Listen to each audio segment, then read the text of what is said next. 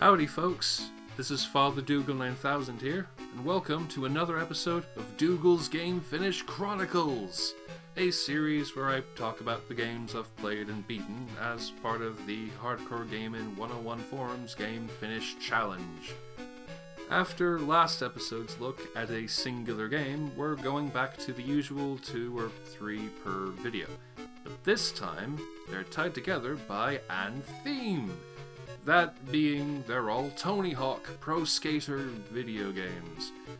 It's a series I've always enjoyed, and often one I'll jump back into for a game or two when the mood strikes me.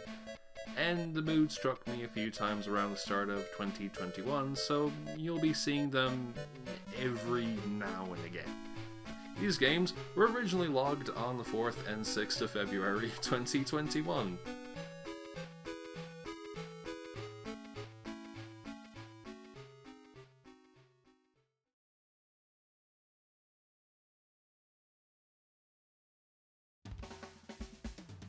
Tony Hawk's American Sk8land and Tony Hawk's Proving Ground for the Nintendo DS.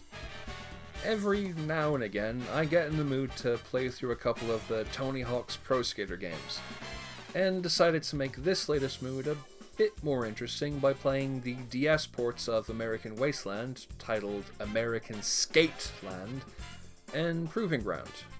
These ports were made by Vicarious Visions, who had been involved with the series since the second game, developing the GBA ports of the main series from Pro Skater 2 to American Wasteland, and even porting Pro Skater 4 to the original PlayStation. However, those other handheld games were made to work within the GBA's relative lack of processing ability and its much smaller control scheme, making them interesting, but way too limited for my interests anyway. For me, what makes the DS port stand out is with the system being able to render 3D games at 60 frames per second and having as many buttons as a Dreamcast controller, the dev team was able to take the console versions and downgrade them just enough to create for essentially fully 3D Pro Skater games you can play on the go. Some inputs are simplified, yeah, but this never becomes a hassle in the moment, and they nail that all-important feeling of being very responsive and carrying forward the Neversoft game's quality of having all the moves flow into each other seamlessly. There's a good reason why their remakes of 1 and 2 control so well. In this case, I decided to talk about both ports at the same time because it's interesting how they compare and contrast to each other.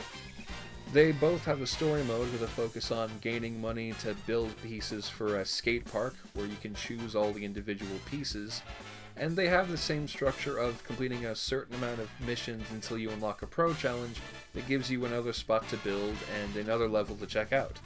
They both allow for a large degree of player expression with the skate park pieces, customizable graffiti tags, sound bites you can record with the DS's microphone, yes really, and plenty of clothes and coloring options for your custom skater. Sk8land, by the way, wins all of the points over its console counterpart by letting you play with a female body. Hell yeah. That said, they're not quite the same in how they execute their various ideas. The most obvious difference, at least at first glance, is in art direction. Sk8land features bright, colorful, cel-shaded graphics with an emphasis on cartoony character portraits and cutscenes staged much like those in Elite Beat Agents. Comic book panels, single drawings flying around the screen, all that good stuff. Meanwhile, Proving Ground uses more grounded colors and presentation to mirror its console version's similar emphasis. Both games look and run very well, but I definitely prefer the more colorful Sk8land, particularly in how the time of day gradually changes over the levels until you encounter a gorgeous nighttime remix of the Alcatraz stage from Pro Skater 4.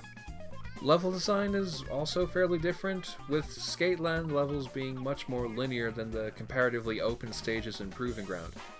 I feel the latter works much better, especially when you get to the classic mode where the goals feel much more evenly spread out and huge chunks of the level aren't just sitting there with nothing to do.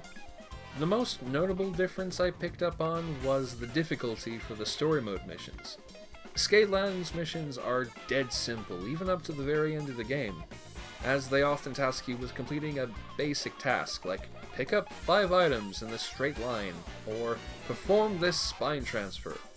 Meanwhile, Proving Ground uses the tiered difficulty system of its console counterpart, so you have a trio of increasingly tough variations on the same task that you can complete at your own discretion. The difficulty only affects how much cash you're given to buy items and bonuses, so the overall game is only as tough as you want it to be. Regarding Sk8land, its low difficulty seems to be a mix of the tutorializing seen throughout a lot of American Wasteland, and the basic goals previously seen in Vicarious Vision's PS1 port of Pro Skater 4. I don't know if I'd say it's a problem, because I can imagine this being the first fully 3D Tony Hawk for handheld players who maybe only experienced the GBA games, so maybe it works in their favor that things are as basic as they are. If they want a tougher time, they can give Classic Mode a shot. As for Proving Ground, I feel that its challenge is a lot more fair and infinitely less insane than the console version, which seemed to be made for super hardcore players, in how even the easiest tiers still had ridiculous requirements. It does get a bit too tough in its in-game challenges for the higher tiers, but since they don't impact progression, you can ignore them if you like, and I did. I'm not sure if I'll come back to these ports as often as I do the Neversoft games, but they are very solid takes on the Pro Skater style that I definitely recommend to any Tony Hawk fans, and for people who want to experience love from American Wasteland and Proving Ground in a new way.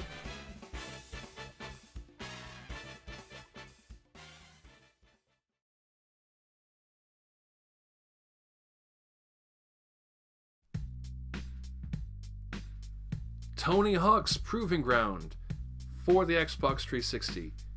Yes, from the handheld version to the console version, because I still got Tony Hawk on the brain, and I thought I'd finish the one Neversoft game that always gave me some trouble. Proving Ground was Neversoft's last Tony Hawk game before they committed full-time to Guitar Hero after getting the reins to that. And it's kind of interesting in how it still shows both their desperate attempts to come up with new ideas to keep people sticking around, and their attempts to change up the structure and do something new. Case in point, this has the same concept as Project 8, where you have a central goal to reach and any task you accomplish builds towards that goal. But, unlike Project 8, your options are categorized into 3 specific routes that you can do either exclusively or jump back and forth between at your fancy. There's Career, which has you pulling off big tricks and showing off to crowd. Hardcore, with an emphasis on doing weird tricks and punching people in the head. And Rigor, where you place objects to complete objectives. It's pretty cool in how it varies up the usual formula, but it does rely too much on you having played the previous games intimately before going in. While it does have that tiered difficulty system to offer higher bonuses for your performance, the Pro and Sick bonuses are frequently too tough to the point of being unreasonable. Even the first few missions only give you a sick rating if you do frankly insane tasks that I assume you'd only be able to do if you were good enough to attend and win real-life Pro Skater tournaments. There's luckily enough missions for you that you don't have to complete everything on Sick in order to reach the end, but I can't imagine how unbearably annoying this thing would be for completionists. For what it's worth, I completed the hardcore route, did a whole bunch of side missions, and briefly played around with the rigor stuff before I was able to proceed to the final mission and conclude the game. During that time, I've come around to this one a bit more than I previously had. The main reason, I think, has to do with the vibe it's got going. This is by far the dullest Tony Hawk in its visuals, with grey cityscapes consisting of nearly every level, but it's got this sense of a downbeat, humdrum mood conveyed through cars and people going about their business, the constant grey skies, and even the odd bit of rain that coats the streets and puddles. And I just really like that mood here. It's not much, but it makes for a game that I've sometimes revisited just to cruise around at my own pace, maybe complete other missions, but to just vibe with this rainy, vaguely sad city.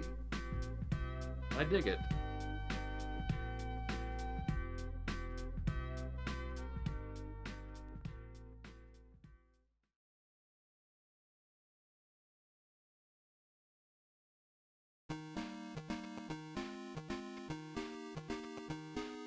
And with that, we've wrapped up our first themed episode of the series. Hey! I hope that you enjoyed watching, and that you'll tune in for the next video, which will not have a theme beyond "here are some games I played that are well good." Thank you so much, and until we meet again, have a wonderful day.